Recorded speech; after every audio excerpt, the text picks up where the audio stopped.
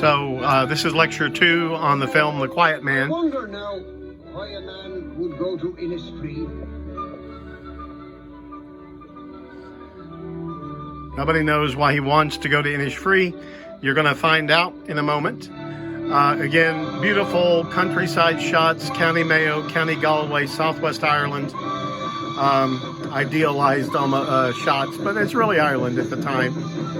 It is a very green country. But you'll notice back projection, the second unit did all these exterior scenes. So this scene would have been filmed on a soundstage in Hollywood, this scene. But here you're getting a feel for what this character is like. The kind of simple man who strikes his match on the bottom of his shoe. You're also going to get to know this Irish character very well. Pittsburgh. And here you start to see the town of Innisfree, the village of Innisfree, and its natural setting. It is very near the coast of the Atlantic Ocean. Again, that's back projection, obviously, but that's the actual cottage that is going to be the center of a lot of the antagonism in the film. You find out that right now that Sean, the main character, is remembering his mother reminiscing about his childhood in this cottage. The road led up past the chapel, and it wound and it wound. And now, let's go ahead and take a look at the mise-en-scène of this shot. This shot is, if you want to establish a shot to say this community is ideal Irish village, this couldn't have been better.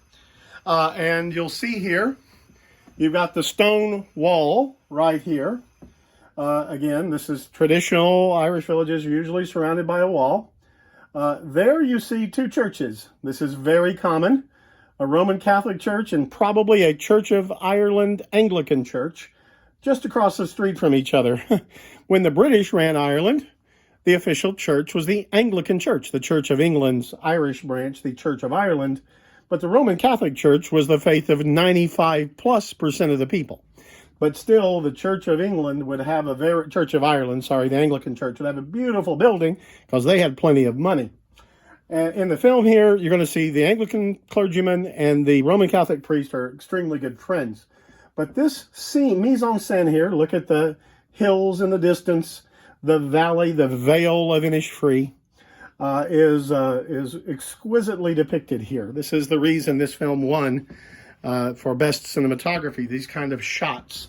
But this establishes the community you're heading to. there was the field where Dan Tobin's bull chased you. It was a lovely little house, Shawnee. And the roses. Your father used to tease me about them. So it's a stone cottage with a thatched roof. Again, you find them all over Ireland. That's nothing but a wee humble cottage. A wee humble cottage.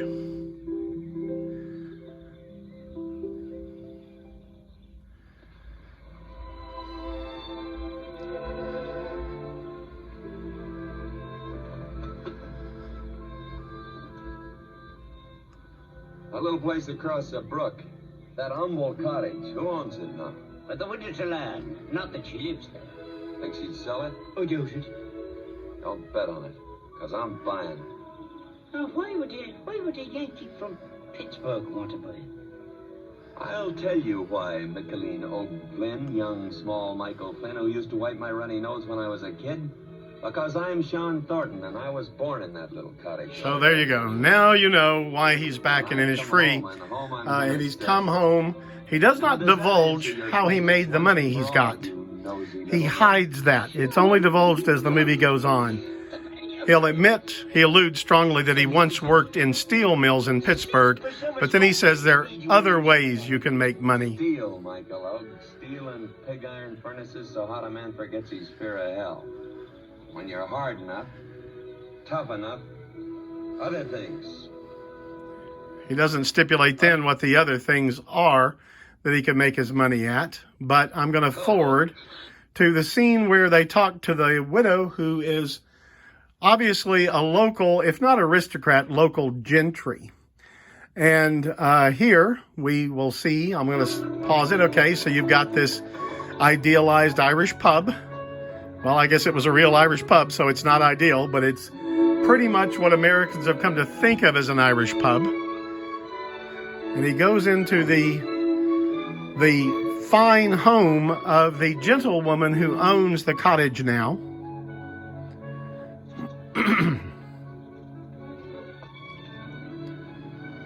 Over here, we pronounce it Cohan. Okay, so again, religion is a theme in the film. This is the Roman Catholic Church. So again, you have this piety of the Irish Catholic Church, very traditional piety. Beautiful building, but religion is a more than subtle theme in the film. But you're also going to see when he first gets close to the love interest in the film, he violates local tradition. I hope you've seen this already, and so it doesn't come as a shock.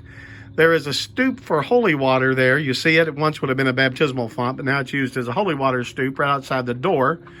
And Sean goes over and scoops water out of it to offer to the Maureen O'Hara character, Mary Kate. She was going to cross herself with holy water. He takes it in his palm, which shocks Micheline because this gesture is, he'll find out, something reserved for courting couples almost certain to be married. But she took the holy water from his hand, you see. So already, before they've said a word to each other, there is this strong romantic bond established. And she's clearly intrigued.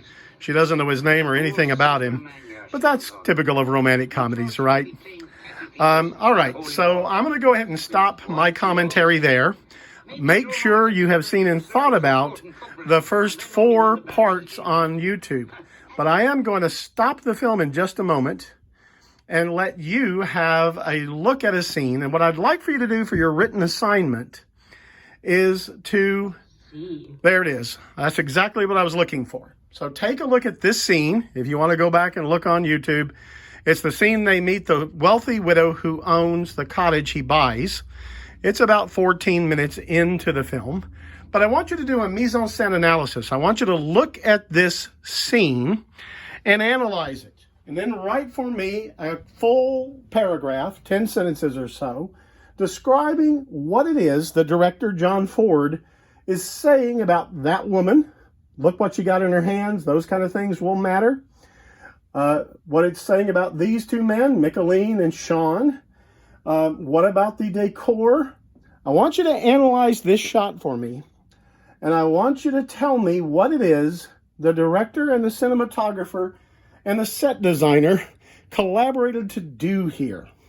So you're giving me a full paragraph, 10 sentences, a mise-en-scène analysis of this scene, how the characters are disposed, what they're dressed like, what the set is, how they're standing in relationship to each other. What is that down there?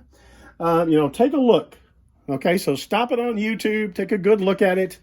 It probably will be the second. I bet it's part 2. It'll be 14 minutes and 12 seconds into the movie, so it's probably about halfway through part 2 in the YouTube you've watched. So do a mise-en-scène analysis of this and email it to me by Thursday evening, okay? God bless you all.